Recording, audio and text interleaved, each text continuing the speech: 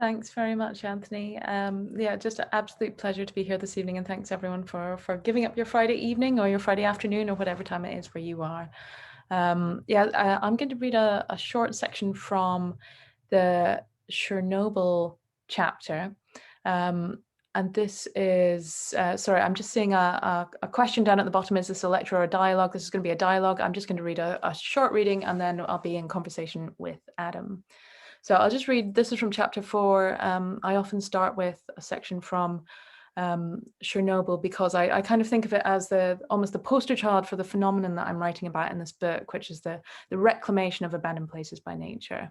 And that's not just I suppose that a straightforward tale always, but often it is a story of something known as ecological memory. So this is how human activities have sort of laced themselves into the landscape around us.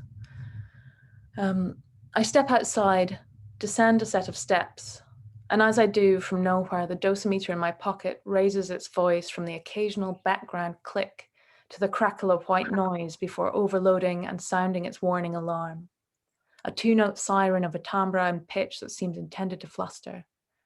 A jolt of adrenaline hits my system. What's happening? I blurt out, embarrassingly panicked but unable to contain myself. The silence, the inodorousness, the invisibility of the danger preys on my mind. I'm blindfolded in a room of poisoned daggers. What's happening? Ludmilla waves my panic away. Hotspot, she says, and my fear evaporates with the label in the way a grave medical diagnosis might sometimes bring relief. She points to the bottom step. Liquidators returning from the reactor area kicked the dirt from their boots and removed their clothes here before getting into minibuses that parked out front. These minibuses, too contaminated to save, would later be buried in vast mass graves lined with concrete. The dust they left behind has left a radioactive trace, which persists into the present. I hold my dosimeter over what seems to be the hotspot's epicenter, a concrete slab shrouded in leaf mold, and watch the numbers climbing.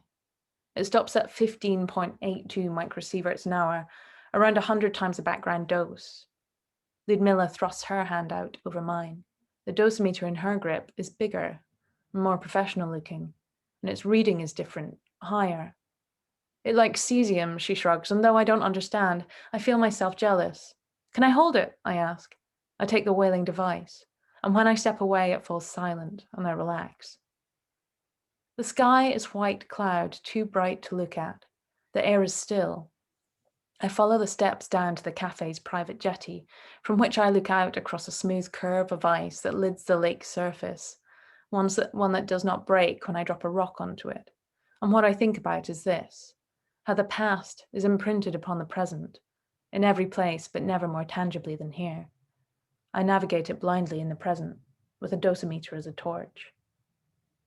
The zone is full of hotspots, and sometimes they've been marked by small yellow lollipop signposts, whose triangular faces wear the nuclear trefoil, the international symbol for ionizing radiation in red. These signs are planted throughout the zone, marking places to avoid, and they're not dangerous exactly, but you shouldn't stand there long. At the city limits, we pass another on the side of the road. Can we stop? I say, and the driver shrugs. I get out and cross to the verge by the sign and keep stepping until I hear the warble of the dosimeter. All I see is a field of thick, tussocky grass poking through a thin layer of snow, ungrazed, unmown. Pine seedlings are bristling on the edges of the clearing amid a shimmer of birch, thin upper limbs of russet and wine over silvered, glimmering torsos. A thin white mist hangs about a foot over the ground, ethereal, waiting to be parted. It started to snow.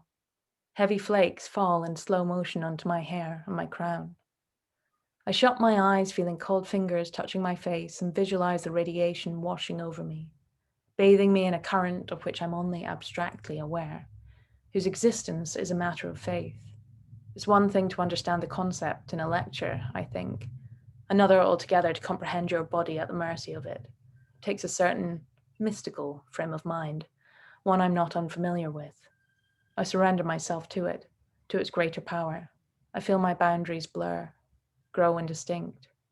Gamma rays pass through me on their way elsewhere. After a minute or so, I step away and hear the siren fall to a crackle. I feel nothing, I think. I am not afraid.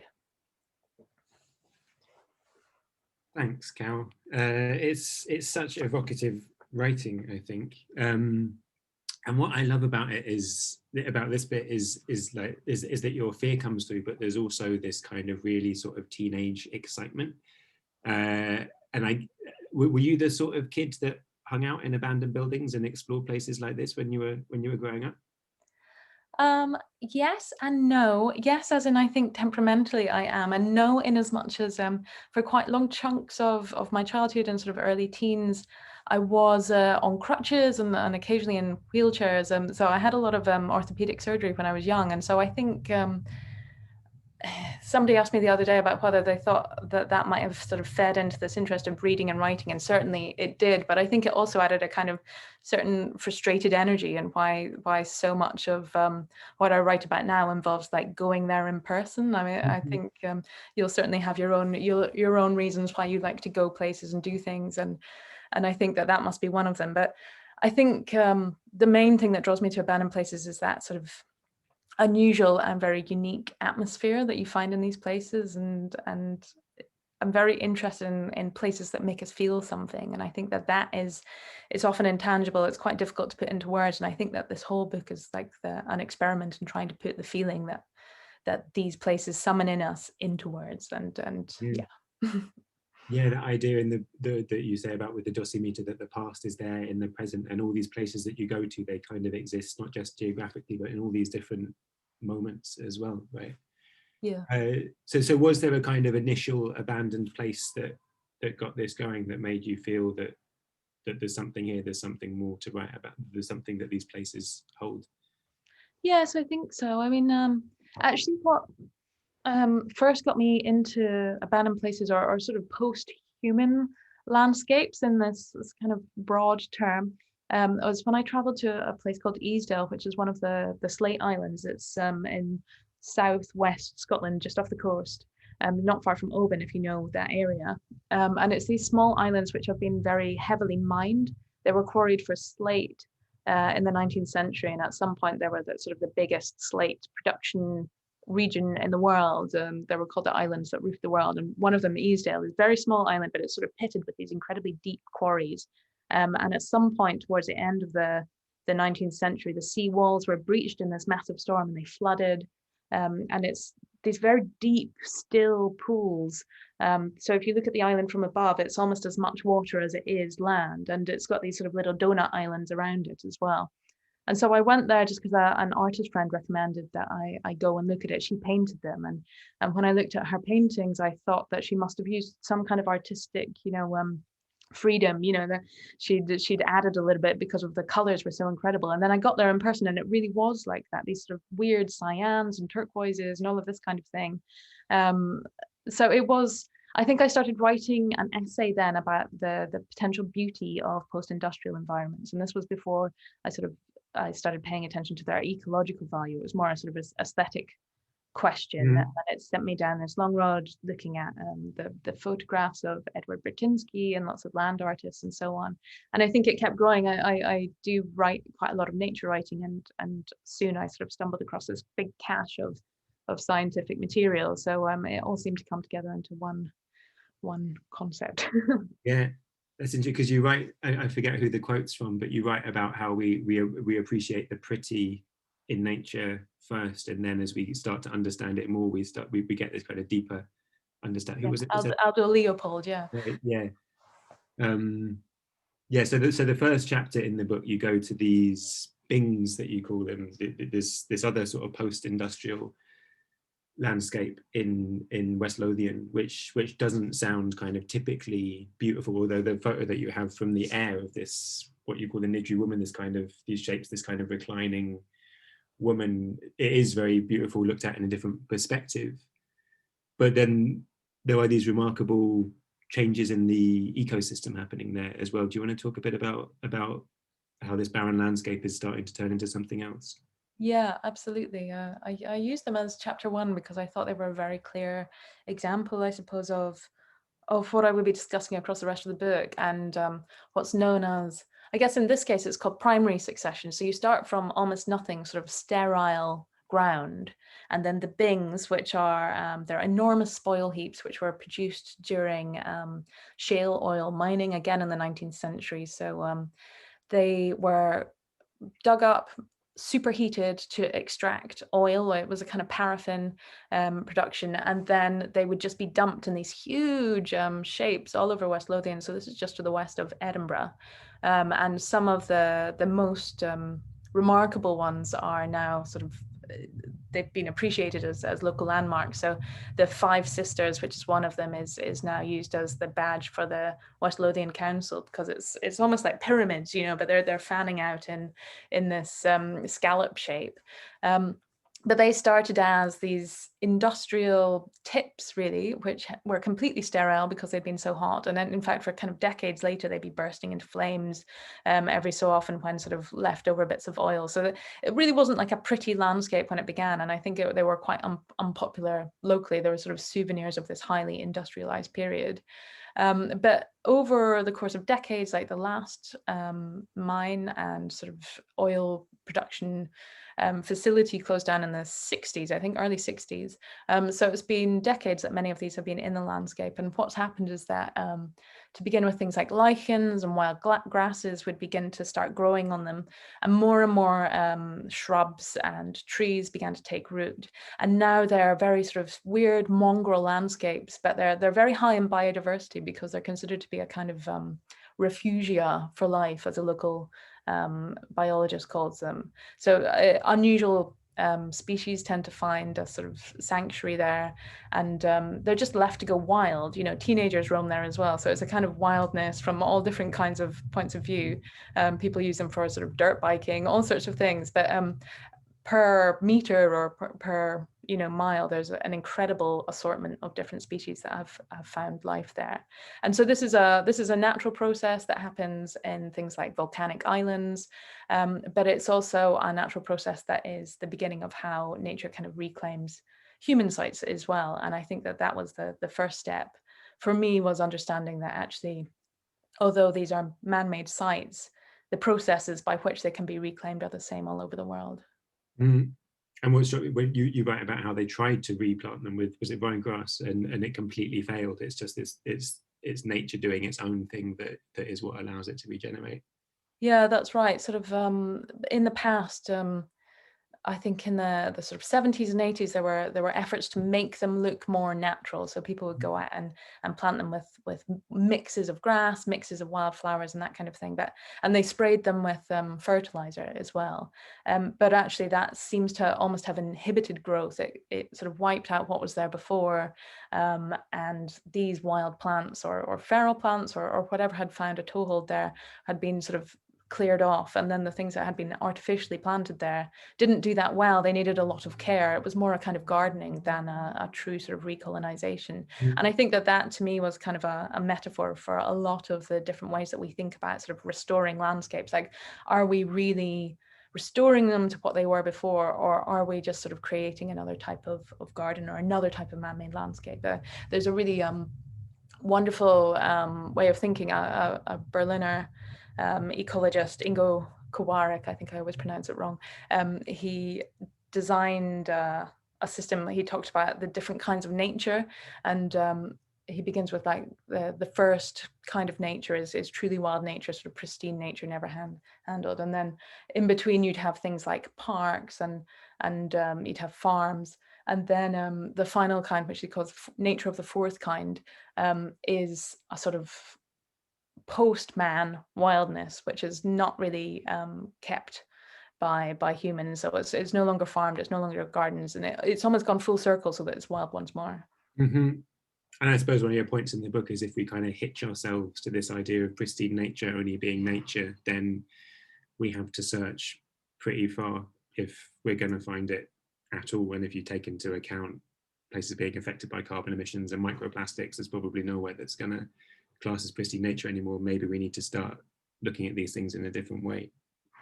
Yeah, absolutely. Because I think that sort of almost like digital way of looking at nature, of saying, is it wild or not? Has it been damaged by man? Encourages us to disrespect a lot of very valuable habitats that are sort of springing up. place, and not really understand that, you know, when you clear a landscape and then you leave it, it sort of starts the timer again, and the more decades that pass, the more things accrue there and the more biodiversity and so on. And I think we've got this very strong vision of what nature looks like, and I think that that is not always based on the truth. And many of these you know, there are many brownfield sites all over the country and indeed all over the world that are incredibly ecologically valuable, but they don't look like a poster of a forest, you know, and a beautiful waterfall, and so they're not protected. So there's great work being done by a charity called Bug Life, and they have taken over a former oil terminal near London, which has become known as like one of Britain's rainforests because of the numbers of species, particularly invertebrate and also reptile life tend to do well in this kind of, they call it open mosaic habitat. So this tends to be like where there's tarmac and broken bits of wall and maybe some pools and then a bit of scrubby vegetation, like all of this stuff which you tend to find in brownfield sites in close proximity to each other. It's really good for invertebrate life because they want different types of habitat during different stages of their life. So places like former quarries or yeah, like abandoned sort of car parks and things are actually very good for them as long as they've been left for a certain amount of time. So it's all about learning how to look for what's really valuable as opposed to what's sort of merely pretty. So why are we so bad at seeing that, do you think? Well, why have we got this idea that nature has to be this kind of sort of Garden of Eden sort of landscape if it's going to count? And of course, like some of our national parks are actually deserts, essentially. You know, the sort of romantic barren Highlands of Scotland are completely denuded of trees and not good for much apart from grouse. But we have this, why do we have such a sort of out of kilter way of thinking about it, do you think?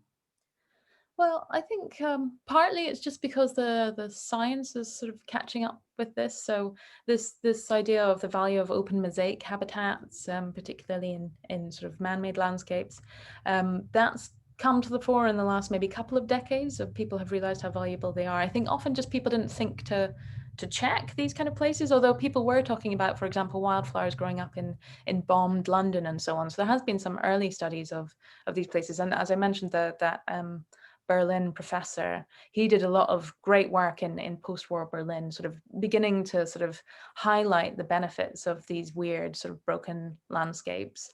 But also partly, I suppose, it's this this idea of purity, and that's been hovering around. You know, we started talking about wilderness, or I think since John Muir had such a big impact on our way of thinking about nature and mountains and big forests and all of this kind of thing, which are wonderful, and I absolutely do think that we should protect them. But I think that and the sort of way that wilderness tends to be portrayed does have the effect of sort of blinding us, and we want our wild places to be very pure. We don't like to feel them somehow sullied by humans, and actually most places are somehow touched by humans. So I think it's also accepting that we are part of nature as well. Right. There's a moment in the book that really stayed with me where you talk about the early European settlers arriving in America and thinking they were walking into this kind of untouched Arcadian landscape. And little did they know that Columbus had arrived a couple hundred years before. Diseases had decimated 90% of the population. All the forests had come back. And actually they were walking through this post-apocalyptic landscape that seemed to them like a sort of definition of paradise.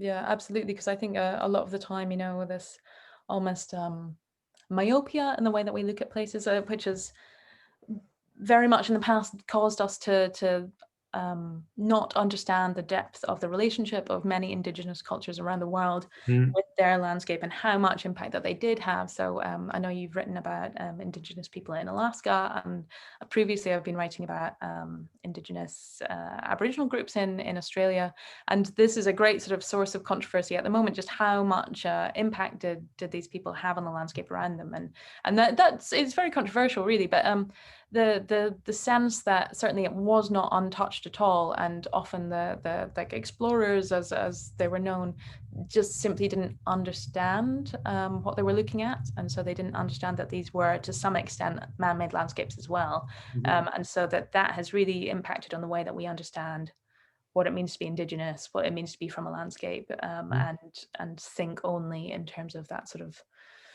colonial perspective, which has been damaging in lots of different ways. One of which I think has been our relationship with nature. Mm.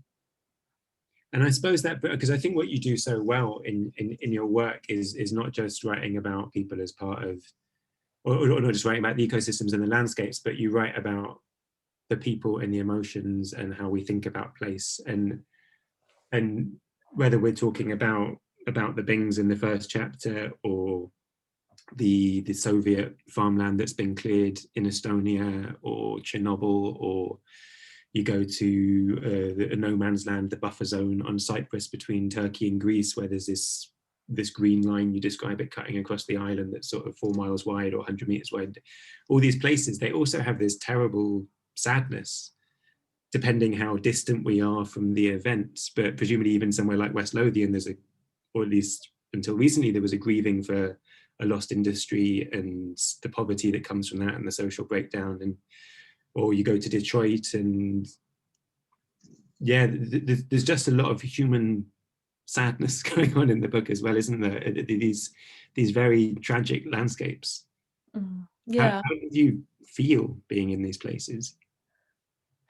It's sort of it's an interesting way to be in a place. I think that sort of you open yourself emotionally to what it feels like to be in a place, and often I think it can depend a little bit on how much you know. So as we were speaking earlier about how sort of early explorers in America, or early sort of Spanish and British explorers in America sort of felt themselves to be walking through this pristine landscape. Actually, if you know a bit more, you would feel it to be a very different landscape. So definitely the way that we react to a landscape is tinged by what we know about it.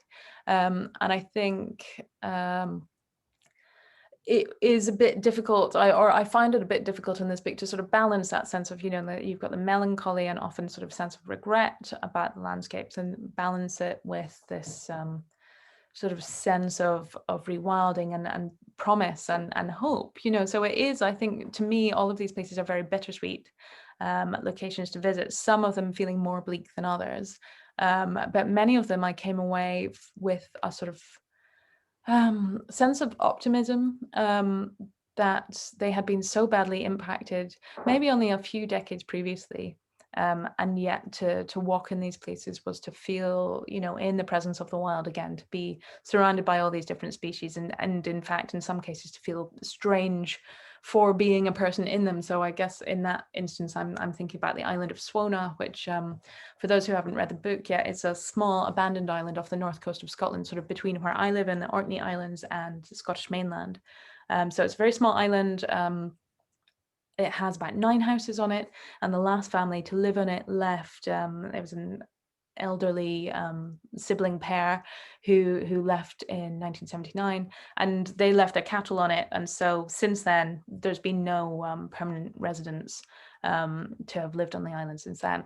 And when I spent time on that island, it did very much feel sort of haunting and actually quite frightening and sad and all of these kind of things. But what really struck me about that island was this sense of being a human and that being wrong. The animals had definitely reclaimed it. I felt like I was in their country, and I kept finding myself moving from one creature's territory to another, and realizing that actually it wasn't that this place is abandoned completely, it was just abandoned by people, and I did not know how to parse their sort of social structure. So I would wander into a tern colony and be repulsed by these quite violent birds, and then I would wander into bunksies, or great skuas as people call them, and they've all got their small sort of circles where each of them has a nest in the middle of it, and it's really running a gauntlet to pass through a country owned by great skuas. And then I come down to the seals, and they're much less violent, but they have the potential to be dangerous. So you're sort of trying to skirt all these different things and not quite understanding what was going on. So I think that was one thing that really struck me, was that sense that a lot was going on there, and I just hadn't quite as people, we don't always know how to read a situation that isn't sort of signposted by people or being inducted to it. So yeah, I think that place particularly I found quite frightening, and for reasons that I sort of had to digest because I knew myself to be safe. That was one of the weirdest experiences I had in that book, because I knew I was safe physically, and yet I felt very nauseous. I was extremely solitary. I had 24 hours alone on the island, and I found I couldn't eat and I couldn't really sleep. And that extreme solitude did do weird things to my head that I did not expect.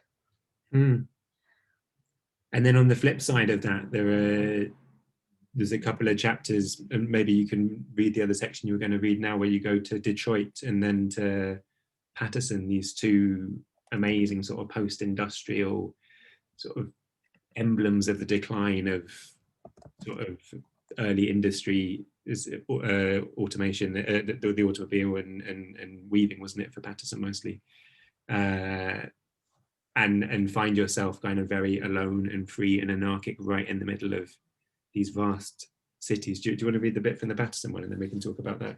Yeah, that would be great. Thanks. Yeah, so when I talk about Islands of Abandonment to people, I mean, it is mainly a nature book, but I describe it as being a book about the ecology and psychology of abandoned places, because I am very interested about how they make us feel and how they make us react. And so in Detroit, I talk a bit about, I suppose, the negative sides of abandonment and how it can make people feel unsafe, and it tends to be tied to things like higher crime rates and so on. And then in Paterson, New Jersey, I talk about what you might think of as, possibly you would think about as a positive impact on our psychology, like why we, or many of us, choose to seek out these ruined places, and what they sort of unleash in us. So I'll read a little section from there. Thank you. In an urban environment, entering an abandoned space is the nearest thing we have to stepping off the map. It offers anonymity, the succor of green space, without the order, the omnipresence of man so implicit in the park or garden. An urban ruin might offer an effect upon the mind akin to slipping into the dark forest or scaling a rugged peak, that same wild element, and we might seek it out for similar reasons. Amidst the crumbling mills and towering, blackened chimneys, the skeletal remains of industrial giants, I feel a flickering, a stirring of the soul. The shadow of the sublime passes overhead. Seen through this prism, the drugs baggies, the bloodied needles, the spray-painted trees, even the grimy encampments could be symbols not of a community in decline, but of an extreme anarchic liberty. What Anais Nin said, "In chaos there is fertility." There is more than one kind of freedom, as Aunt Lydia tells her captive audience in Margaret Atwood's The Handmaid's Tale. Freedom to and freedom from.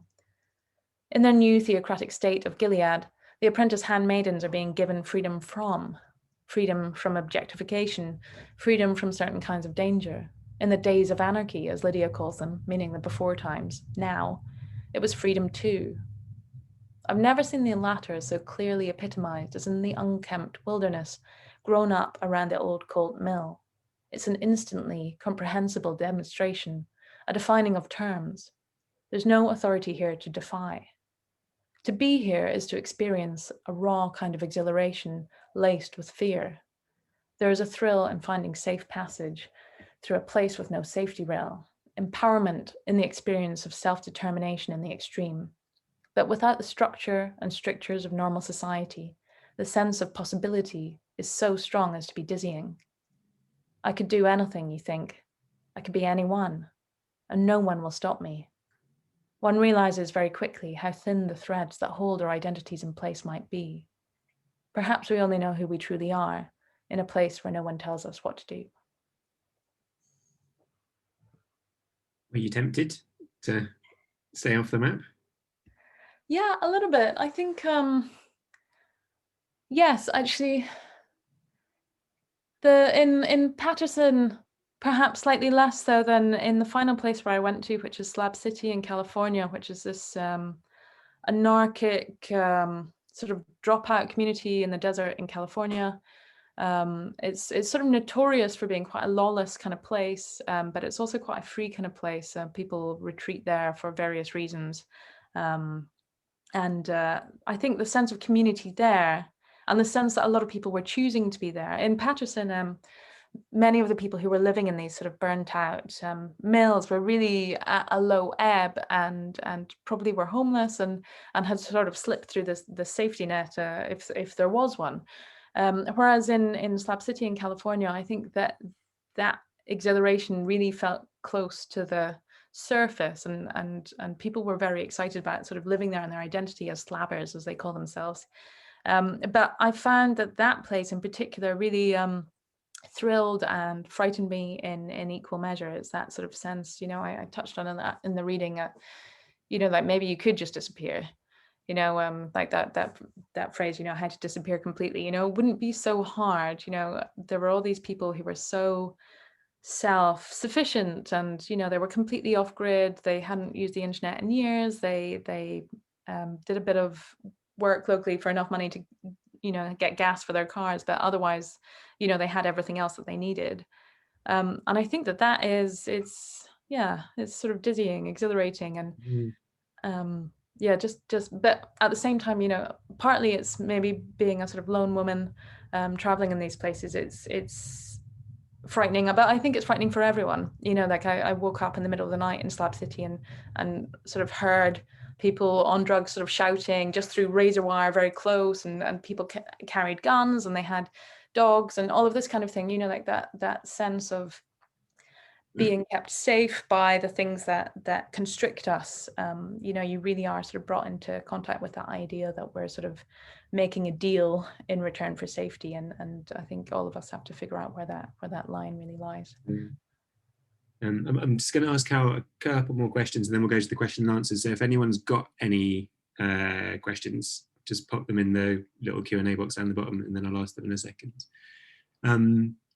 I suppose that brings us back to sort of something that you said before, which is about walking this tightrope really between the despair and the hope, and trying to find that balance, and not wanting to be too hopeful and let the people that have committed these horrendous ecocides off the hook, because you can really see how that would happen. Oh well, everything sort of nature can just bounce back from anything. Yeah. And I guess the same in somewhere like Slab City. On one level, these are people that have fallen through the system, slipped through the cracks, are another product of kind of capitalist ruin in a sense.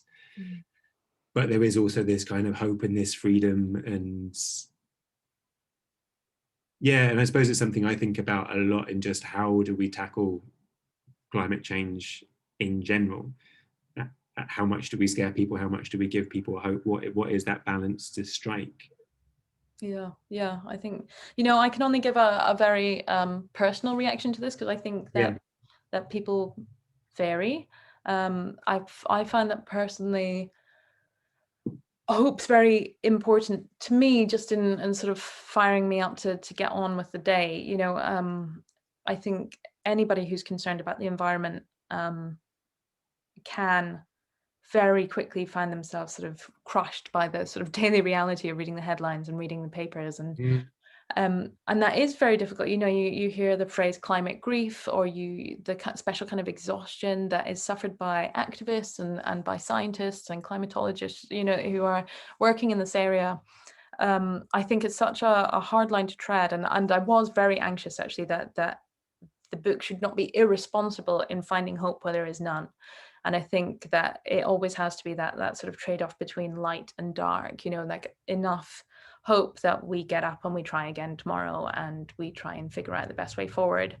But I also, like, one other thing, so to me, I think it's important to find hope. And I read a lot of environmental books, some of which terrify me enough that I can't do anything for the next few days. But I do also think that it's important that we have to read these things, but we do also have to get through.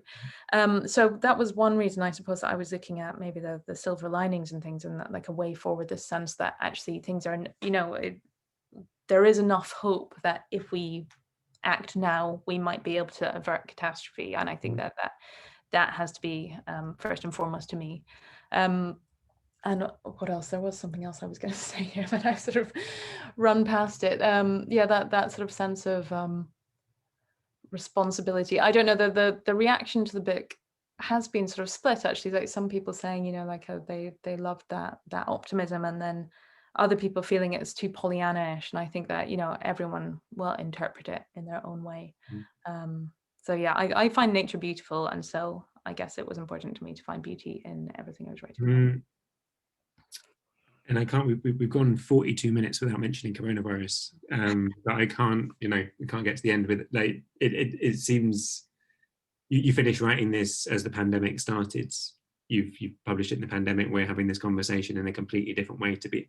I suppose a lot of these, the crisis suddenly happened, right? While you were writing it, and places have been abandoned and our lives have changed. And I'm just interested in your thoughts and how that sort of feeds into what you have written.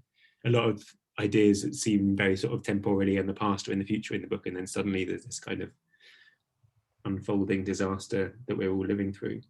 Yeah. I mean, it was sort of very strange having been sort of immersed for like maybe 3 years in these sort of post-apocalyptic images, because like a lot of the time I combine sort of journalism and nature writing, but also with I make a lot of reference to sort of science fiction and so on, because that's what the reference points that we have for these things, and those are the visions that we have for the sort of extreme futures that we're sort of running through at the moment. So it was very strange to sort of see those images and have lived those images in my head for so long, and then to suddenly, be looking at sort of news pictures of empty central London streets, and the same, and kangaroos hopping down the central business district in Adelaide, and all of these kind of stories that came to the fore, some of which had more veracity than others. So it did feel, just after I handed in, so I handed in the draft in February, so I just sort of finished my own private lockdown just in time for a real lockdown to open up, of last year and the year before. Oh, time slippage is terrible at the moment.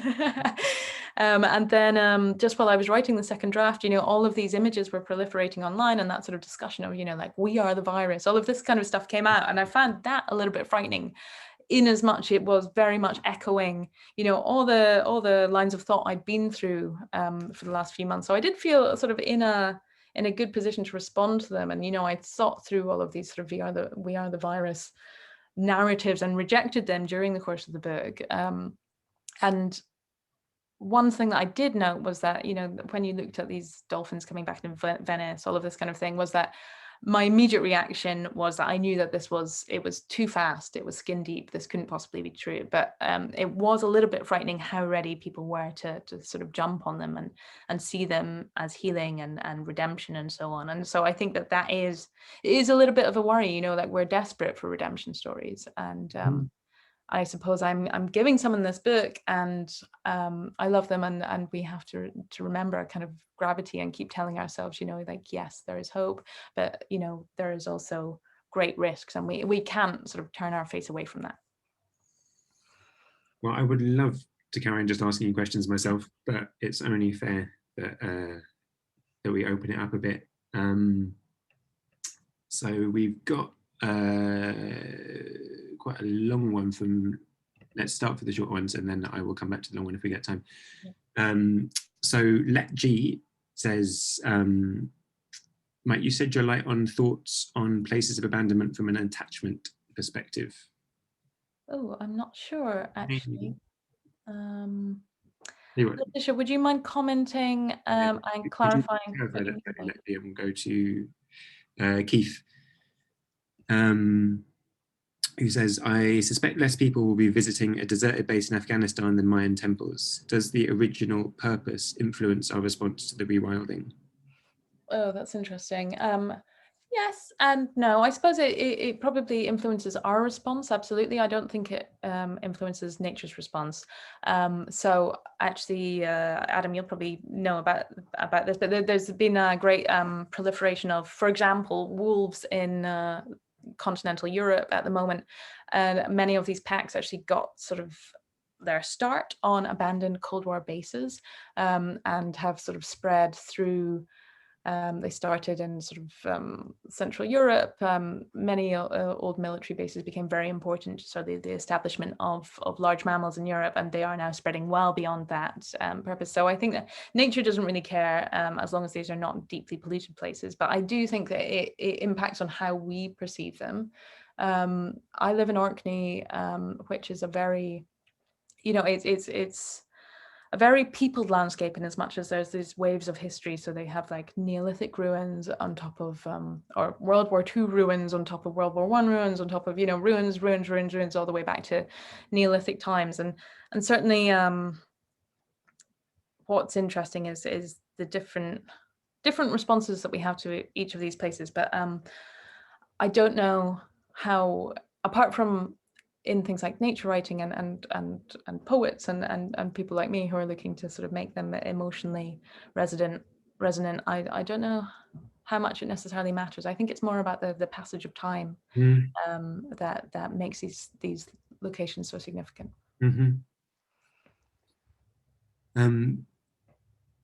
Thanks. The question, let me just skim through this. So kind of around what we've said. They say the notion that nature is resilient and bounces back, doesn't it run the risk of the assuagement of guilt with respect to man-made environmental disasters, and by extension, complacency in terms of cleanup efforts? Or does it give a lackadaisical approach to environmental protections to begin with? I think that's a great question. Yeah. And a very important question. I think that kind of gets to the heart of it. And I think not necessarily, perhaps on the face of it, you can say, oh, everything will be fine in the end. But I think when you start looking practically at these sites and how long certain sites take to recover. So if we're looking at irradiation, like nuclear contamination, that we talk about in Chernobyl, you can see very much that actually it depends on the radioactive elements that we're talking about. So much of the Chernobyl zone, as an example, has now become much less contaminated due to natural decay, but not all of it. So there were these sort of, they called it sort of leopard spotting effect. So iodine was the one that we were really worried about just in the sort of immediate aftermath of the disaster, mainly because it's taken up by humans and it caused a lot of damage to thyroids in humans. But that's not the only source of radioactive contamination in the zone, some of which is extremely long lasting and will last for a long time. So there will be damaged places that will last well in, you know, tens of thousands of years, hundreds of thousands of years into the future. And that's very much the case when we start talking about what are known as persistent organic pollutants.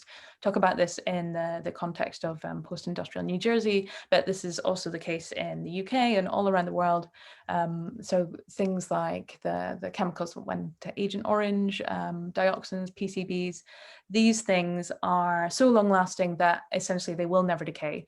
And so it's more a matter of life has to respond and adapt to living alongside them. And really we have to stop releasing them, or we're going to kill out all the kind of life that can't adapt. And kind of the same thing goes for climate change. So I don't think that this book is actually at all arguing that everything's going to be okay. I think it's more a matter of sort of focusing on what kind of damage is permanent, what kind of damage is truly worrying. And also, yeah, there was, I think, an aspect to your question there about sort of well-intentioned fiddling with the environment. I think that is important, certainly to me, you know, like in some cases of for example, restoration has done more harm than good. So I think we really need to know what we're doing before we wade back in to trying to fix places if we don't know exactly what the impact of our sort of do-gooding is going to be. So that's really hard, because everyone who works in conservation, I think, wants to do the right thing. The hard thing is that it's not always obvious what the right thing is to do, and that, you know, that's definitely the case in sort of restoring landscapes. It's also the case in things like invasive species. You know, do we kill thousands, hundreds of thousands, millions of animals to save other kinds of animals? You know, that's when we start getting into the arena of playing God, and I don't think there's any easy answers. So yeah, that's my response. And what are we aiming at? At what sort of base level? At what point do we have the correct ecosystem, right? Yeah, exactly. You know, like what are we aiming for, and are we sort of putting our aims and ambitions and objectives onto other creatures, you know? So it's very hard, I think, to find the line of, you know, what's the most ethical thing to do. And the best result is that we have big debates. I don't think we're always going to know what the best thing to do is. So that's, I guess I'm interested in contested landscapes for exactly that reason. Contested landscapes. Justin, big question, Cal. How can humanity live in balance with nature going into 2050? Woohoo. You know, this is really interesting question, actually. Like, one thing I think, like, a big thing is handing over power, you know, handing over, putting our money where our mouth is, and sort of handing over more land that we don't control. This is one thing maybe I don't, I sort of see eye to eye with Rewilders, because I think that their goals are incredible, and I think that I almost possibly would go further and say, you know, like, maybe we don't control what happens to that land, and we don't have aims for it, and we don't, you know, intend to increase biodiversity or whatever. We just see what happens. And but I don't know. I think, you know, this is it's easy for me to say, and harder for people who are trying to raise money to allow these things to happen. I think I would like to see more land being allowed to be reclaimed by other species, or certainly for us to be less in control of what's happening in the world around us, and for us to find more comfort in being around by other species that we are not necessarily in control of. That's kind of a big and quite vague way of talking, but we are seeing big fall-offs in populations in countries all around the world. This is kind of happening by itself in many parts of the developed world.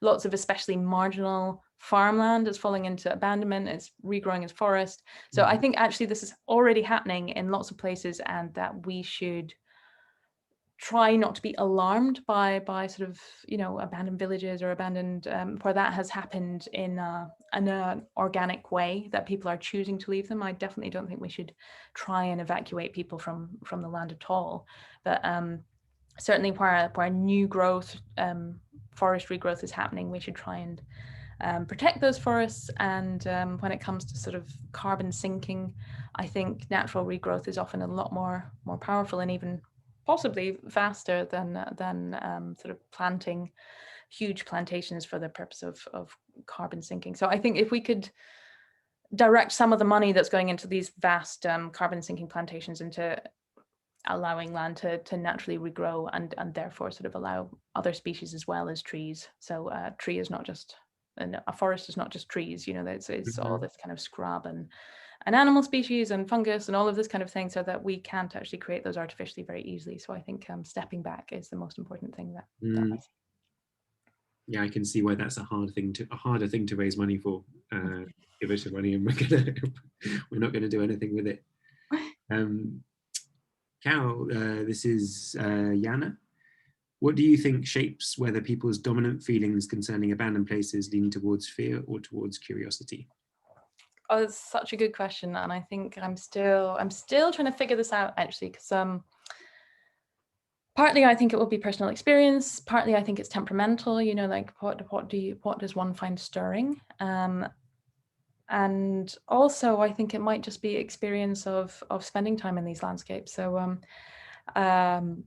to begin with, when I was sort of researching this book, I was really hard on myself about what a terrible coward I was. You know, you go to places and then you spend the whole time shivering and like worrying and all of this kind of thing. And then I had this great conversation with a guy who's like a really well-known urban explorer, and he said the first time that he ever sort of broke into a place and went sneaking around was he sort of climbed the fence and then just felt like there were 1,000 eyes on him, and he was almost like army crawling along the ground. He just like felt so exposed by it. And I think that that's it, you know, like that feeling of sort of doing wrong or trespassing or something is a very powerful thing, but after a while it stops having that potent effect on you when you start feeling like, I've done this before, you know. And not that I think it's harder in places where there are very strict trespassing rules. Partly I grew up in Scotland, we don't really have trespass rules. So maybe I was starting from a little bit more relaxed perspective. So that feeling of trespass, that's a very powerful thing of just like feeling like you're somehow being bad. And certainly like I have this like quite loud good girl voice, like angel on my shoulder being like, I don't know if you should be doing that. So everyone feels different like that. And so yeah, it's just spending time in these places. And also I think attuning your eyes to look for the beauty and the positive aspects of those places makes you feel very differently about them. So you stop seeing them as necessarily bleak or melancholy, and you start seeing them as you know, a mix of different things. So you've got better, have you? You've got better at telling the good girl voice to shut I up. think so. I Yeah. think so. Yeah, it comes and goes. I think maybe we have time for one more. Please can Cal say something about the specific kind of rewilding in Chernobyl? Is it mainly plants or is it also animals? Yeah, great. So it's really a mix. Probably the most famous ones are the sort of large mammals. So we are seeing at least a sevenfold increase in wolves. Bears have returned. We're seeing two different kinds of storks, particularly I think it's the black stork, the ones that doesn't like people, that has really found a sort of toehold in the zone. But it's a mix of all different species, and specifically especially in terms of the plants, it are the species that can sort of stand up to radiation, which is very mixed. So for example, pine trees are really bad when they're sort of contaminated by radiation. They tend to be really easily damaged. They start growing these like multiple limbs, they split, you get these sort of conjoined twin trees. It's quite alarming to look at, and a lot of them died, especially in the very highly radioactive area, which was called the Red Forest, which was just quite close to the reactor where much of the sort of fallout came down. That has now become a quite dense forest, mainly of deciduous trees and especially of birch, which is quite good at growing in those kind of places. So you do see this like it's a complete reshuffling of the species, so which ones do well. So it's a real sort of mix, the studies of the impact on different species. So there are a couple of American scholars who do a lot of study in this, Timothy Mossow and I've forgotten the name of the second one, but they always work together. And they found a lot of very alarming things like albinism in swallows, and they found lots of areas where they thought that the leaf litter wasn't rotting properly, where there were spikes of contamination, but their findings are contested. So other people are much more optimistic. In fact, perhaps the majority of scientists who've been studying it saying, yes, there's no question that the contamination has been damaging these species, but perhaps not to the extent that it stops them breeding, it stops them reproducing, and the radioactivity is going down over time. So, it's definitely not an all over amazing picture. It's not like we're getting away with this scot-free, but we are finding a very big rebound of a lot of different species. So that's some kind of silver lining to a very dark cloud.